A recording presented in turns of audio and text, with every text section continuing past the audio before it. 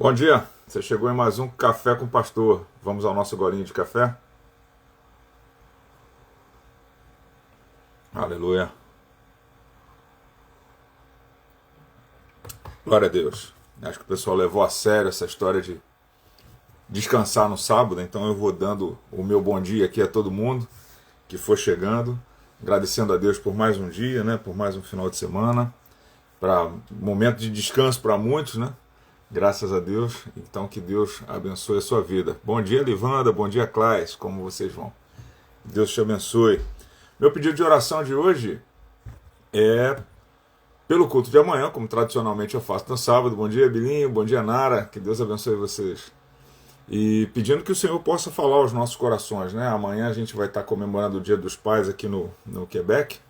Se eu não estou errado, né? Bom dia, Rita e Jorge, né? Não posso esquecer. Bom dia, Selma, e bom dia, Marcos. Bom dia, Marluce. Que Deus abençoe vocês. Com a sua graça, com a sua paz. Que seja um ótimo final de semana para todos. Então, eu também quero orar pelos pais, né? Os pais têm uma função muito difícil, né? Que é, ao mesmo tempo, ser aquele que zela pela casa e por aquele que e sendo aquele que também dá carinho aos seus filhos e que leva a provisão, né, na maioria das vezes.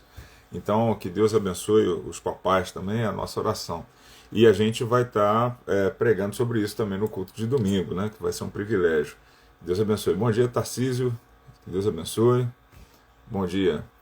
Então, juntos aqui nós pedimos também que o Senhor possa nos abençoar nesse nosso momento, né, com Café com o Pastor, que é um programa produzido pela Igreja Reformada Luz para as Nações em Montreal e está sempre no ar, às 7h14 da manhã,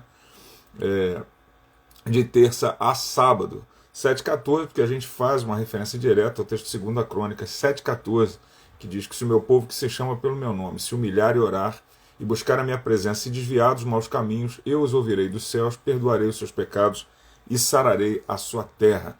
Essa é a mensagem que o Senhor tem dado para aquele povo e também se aplica a nós aqui.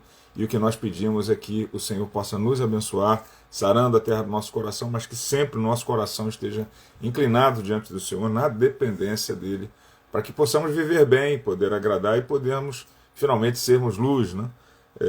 E é isso que nós proclamamos aqui, né?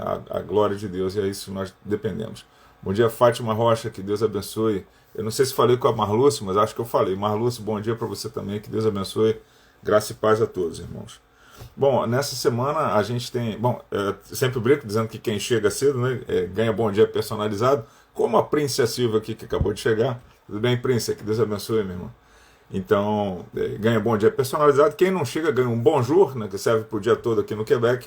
Então, você pode fazer muitas coisas com esse bom dia. Eu vou deixar você ser criativo hoje aqui. Com um bom dia e mais um clipe de papel, você pode organizar suas fichas, por exemplo. Mas só com um bom dia, geralmente, não tem muita eficácia, não. Então, que Deus abençoe a sua vida.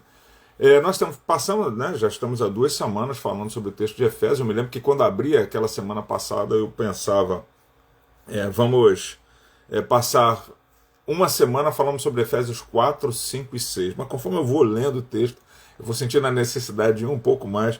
E como o meu diretor aqui me autoriza, né, que é o meu presbítero aqui, o nosso presbítero José Cláudio, né, ele me dá autonomia para ir escolhendo os temas. Bom dia, Jorge, que Deus abençoe. Ih, passou a hora do bom dia, mas tudo bem. Se deu bem, agora com clipes de papel você pode fazer grandes coisas.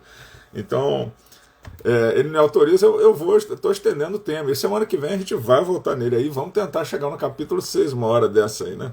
Então, espero que isso não os deixe ansiosos, né? Mas é que tem tanta coisa rica para a gente fundamentar. E foi isso basicamente que a gente passou fazendo até agora. Exatamente fundamentando, já que vamos falar de conselhos práticos, de vida prática.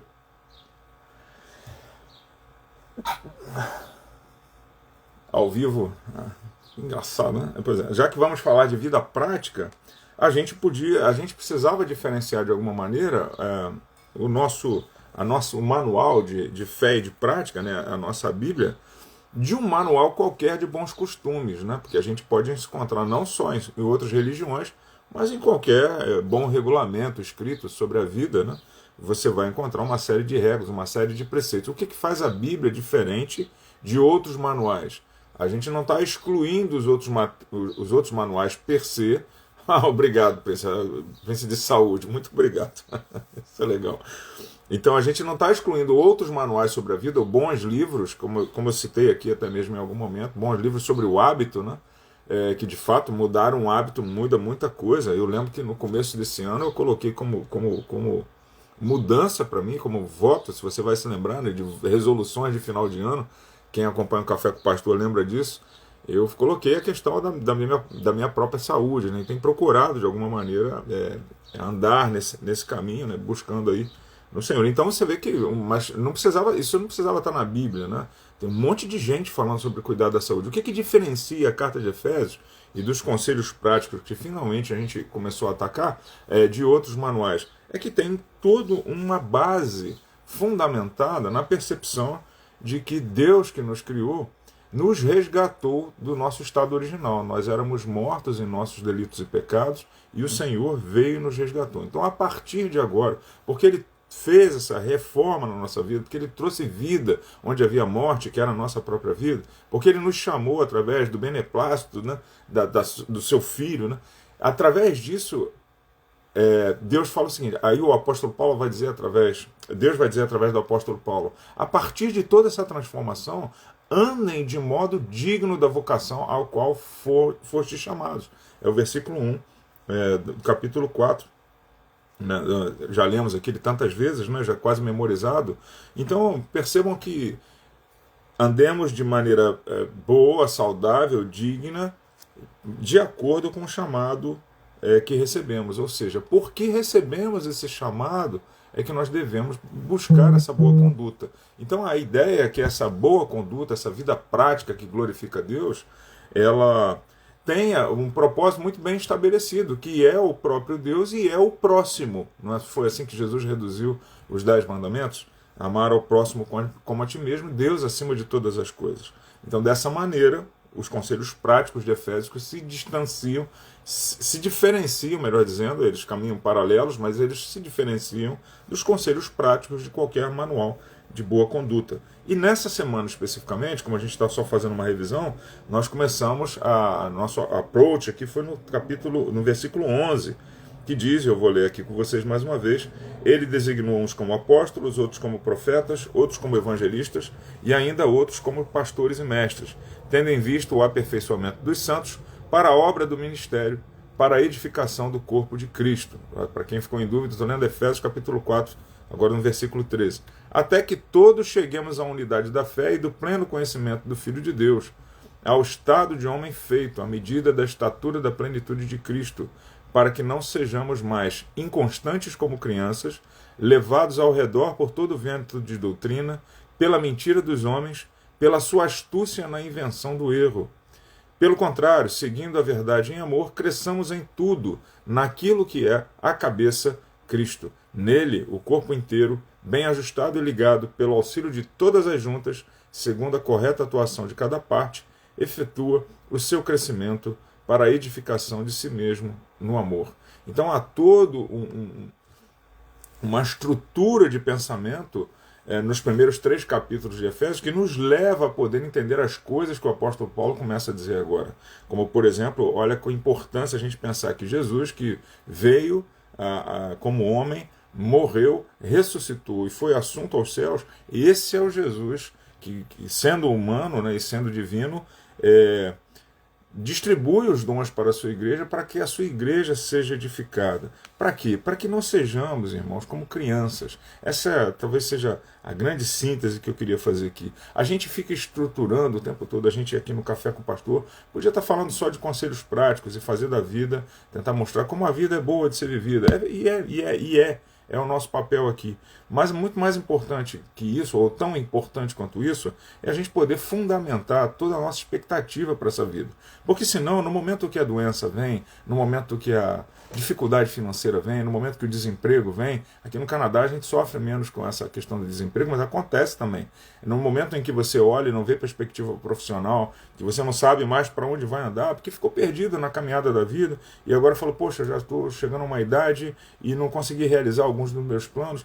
Nesse momento a gente tem que ter uma fé muito bem fundamentada, porque se a gente vive de conselho prático em conselho prático sem as escrituras, no momento em que a vida treme, né? No momento em que aquela sacudida da vida vem, e a gente sabe que tudo coopera para o bem daqueles que amam a Deus, são chamados segundo o seu propósito, como diz o texto de Romanos, no capítulo 8, no momento em que a vida aparece, a gente fica desestruturado se a gente não está como uma pessoa madura. Aqui ele comparou a crianças, né, que ficam sendo inconstantes. Então esse ânimo dobre, essa fé vacilante, ela acontece, ela se demonstra no momento da dificuldade. Então, se a gente não estrutura bem os nossos conselhos práticos, e não só conselhos práticos, como qualquer outro manual, eu poderia até indicar um ou outro aí que já li. Meu filho, por exemplo, ele gosta de estar lendo esses manuais de aperfeiçoamento do tempo, o Guilherme, né? Então ele está sempre comentando comigo alguma coisa legal que ele aprendeu, que ele veio anos para aprender na prática, ele aprende num livro e já começa a aplicar na sua terra a juventude, né? Então, dessa maneira, irmãos, estruturar essa série de conselhos que a gente começa a trabalhar na semana que vem, por exemplo, se a gente dá uma vislumbrada aqui rápida no versículo 7, no capítulo 4, no versículo 29, não sei porque eu falei 7, diz assim: não saia da vossa boca nenhuma palavra que cause destruição, mas só que seja boa para a necessária edificação, a fim de que transmita graça aos que ouvem. Então, se a gente abandonar a mentira, no 25, por exemplo, cada um fale a verdade. Olha como os conselhos são até de senso comum, né? A gente percebe que olhar para esse tipo de conselho, tudo bem, mas eu posso ler isso aqui, por exemplo, em outra religião, eu posso ler isso em qualquer manual de boa conduta, mas por isso nós passamos tanto tempo estruturando esse pensamento, como fez o apóstolo Paulo. A primeira metade da carta toda é falando desta doutrina, e a segunda parte é dizer como viver a doutrina na prática. E esse é o convite que eu quero fazer a você mais essa manhã. Sempre procuramos terminar aqui de alguma maneira que seja um pouco mais provocativa, né, para que a gente não só ouça, né, mas pensar no seguinte: como é que você tem vivido a sua vida cristã? E eu faço essa pergunta para mim mesmo, e eu falo assim, me dirigindo a você, para que você se sinta diretamente assim, alcançado pelo que eu estou pretendendo falar, mas o desafio é nosso, né? Como é que nós temos vivido a nossa vida cristã? Como é que, uma vez eu me lembro que eu fiz uma série de pregações na igreja de Caraí, lá em Niterói, no Rio de Janeiro, e eu falava: o que pensam do seu cristianismo? Talvez um dia eu retome esse tema, porque não é só o que você acha que está vivendo, é como os outros veem o seu cristianismo.